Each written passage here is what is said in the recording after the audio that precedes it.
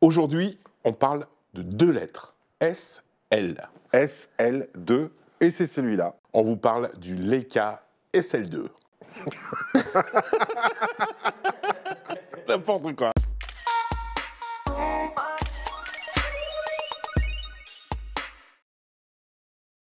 On se retrouve sur le plateau de Love Light pour parler du Leica SL2 avec Laurent Pidancet. Bonjour Laurent. Salut. Laurent, tu animes la Leica Academy. C'est ça. Tu vas essayer de nous expliquer un peu tout ce qu'il faut savoir sur le SL2. On a bien entendu avec nous Alban. Salut Alban. Démonstrateur de SL2. Démonstrateur officiel de SL2. Officiel. Okay.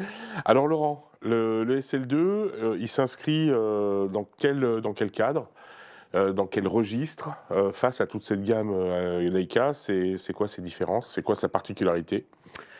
En fait, le SL2, c'est déjà la suite du SL. C'est donc une histoire qui dure depuis à peu près 6 ans.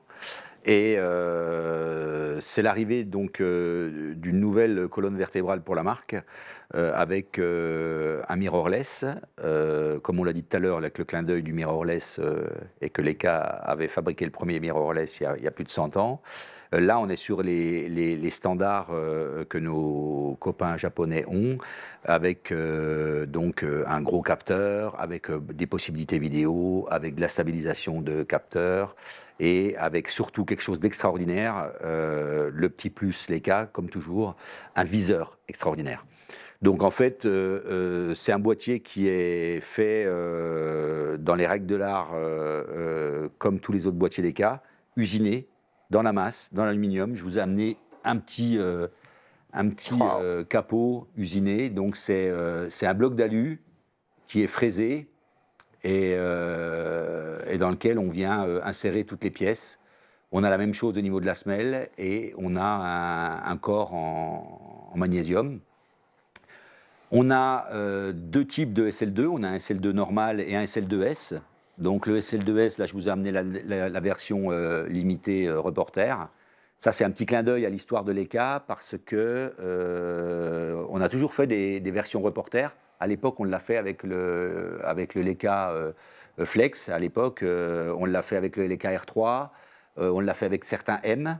Et c'est une version mat vert qui existe aussi en Q2. D'accord, mais au niveau électronique, c'est la même chose, c'est le même boîtier. C'est des petites versions et des clins d'œil historiques, des choses qui sont récurrentes dans l'histoire Leica. Il y a une différence de prix entre Pas du tout. le S et le SL, pardon, et SL2. SL2, pardon. Et SL2S. Et SL2S. Alors oui, il y a une différence de prix parce que ce qui est embarqué n'est pas techniquement la même chose. Donc on est sur une différence de prix d'environ 1 500 €. On est à peu près à 4 500, on va arrondir, et 6 000. Donc 1 500 € de différence à peu près. On est sur un 24 millions de pixels avec le SL2S et on est sur un 48 millions avec le SL2. Est-ce que je peux être un peu taquin et te dire, bah tiens, on fait comme Canon, un petit R5, un petit R6. Un petit peu moins cher que l'autre, capteur avec un peu moins de résolution, pardon. Est-ce que c'est ça aussi l'idée, c'est d'avoir deux produits un peu différents? Alors, je ne peux pas te l'affirmer. Je ne pense pas que ça soit dans l'esprit de Leica. Moi, je vois plutôt le SL2 est sorti en premier, donc avec ses 48 millions de pixels, voilà, un boîtier abouti, magnifique, avec des fonctions vidéo en avance sur les autres à l'époque. C'est un boîtier qui a déjà presque 5 ans, et avec du 4.2 10 bits interne, 2 slots, du HDMI, beaucoup de choses techniques, une stabilisation 5 axes, mais par contre, peut-être un peu pas assez véloce pour certains au niveau vidéo. Donc du coup, on downgrade le côté capteur, et on obtient un capteur nouvelle génération, puisqu'à l'époque les BSI n'étaient pas sortis, et celui-ci qui est sorti il y a 2 ans, c'est un BSI. Technologie BSI, justement, voilà. Qu'est-ce que c'est? La technologie BSI, en fait, c'est le fait de faire passer la partie électronique de façon différente, la mettre en avant et avoir un transfert des données beaucoup plus important et plus rapide, avec en plus un gain sur la dynamique au niveau de l'image et au niveau de la lumière, et donc des informations plus rapides, plus intéressantes, et ça lié à 24 millions de pixels fait que l'appareil est plus véloce en termes de vidéo. En termes de vidéo, bien sûr. Voilà. Qu'est-ce qui fait maintenant la différence au niveau de l'optique en elle-même, enfin au niveau de la bague? On est bien entendu exactement, on n'a rien changé, on met toutes les optiques d'avant. Ah non. Ouais. Là, on est, comme on l'a dit dans une autre capsule, on est sur la nouvelle L-mount, donc la monture L, Oui. qui avait été initiée avec le Leica T. Et cette L-mount a été développée avec Sigma et avec Panasonic. C'est ça. Et donc aujourd'hui, vous pouvez trouver des optiques Pana, les optiques Pana réflex, les optiques Sigma existent en monture L, et donc vous pouvez mettre sur ces boîtiers-là beaucoup d'optiques, un gros parc d'optiques, des télés, des zooms et ainsi de suite. Par contre, au niveau des optiques de la marque, on a plusieurs gammes, parce que le fameux jusque-boutisme dont j'aime parler de Leica a fait que quand cet appareil est sorti, on a développé une gamme d'optiques apochromatiques exceptionnelles, qui sont uniques au monde parce qu'on est les seuls à fabriquer des optiques à courte focale avec des lentilles apo.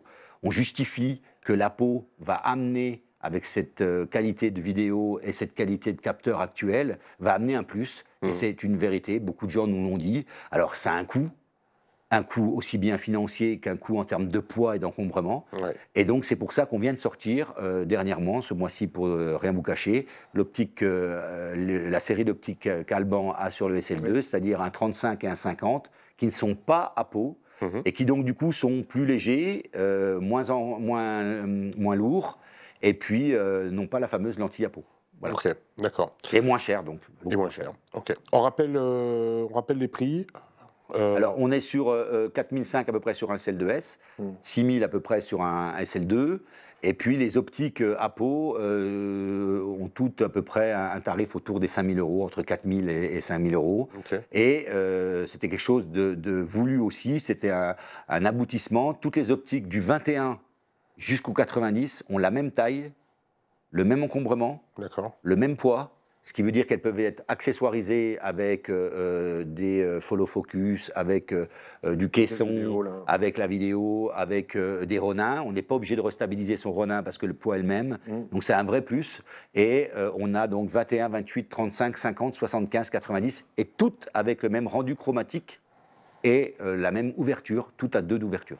Ok, super. Bon, en tout cas, je crois qu'on y voit un petit peu plus clair sur cette partie SL propre à Leica. Tu changes? Merci Laurent. Je change. Alors, je vais changer. Non, j'ai quelque chose qui arrive qui me plaît plus chez Leica, mais on en reparle dans une autre capsule. Mais c'est une histoire de cul. Enfin, je te raconterai. Merci beaucoup. Oui, oui. À bientôt. L'autre, le bon. Oui, oui, tout à fait. Allez, on vous laisse. Merci Laurent. Merci Alban. Ciao. Ciao. Merci à vous.